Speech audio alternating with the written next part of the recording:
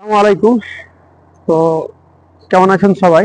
তো আজকে আপনাদের একটা জিনিস দেখাই যে আজকে ম্যাক্সিমাম মোটামুটি আজ 24 দিন চলে, 24-25 দিন এদেশে মানে আবহাওয়া বরফ পড়া অথবা আবহাওয়ার হওয়ার পর মোটামুটি মাঝাখানে 2 দিন হয়তো সূর্যের তাপমাত্রা আমরা পেয়েছি, না তো প্রায় 25 দিন থেকে এখনো কোনো তাপমাত্রা পাইনি। এই যে যদি আশেপাশে দেখেন আমার এই সাইডগুলোতে এখনো বরফ এভাবে জমে আছে সাইডে। আর দূরে যদি দেখি ও পাহাড়ের কিছু কিছু জায়গায় এখনো বরফ গলেনি, কি করা আছে। তো উপস্থিত এখন -6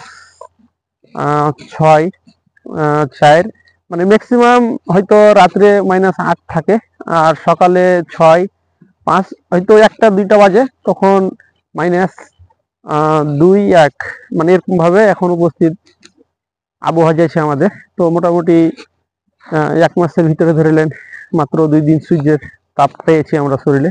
তো আবার হয়তো 2 থেকে আড়াই ঘন্টার মতন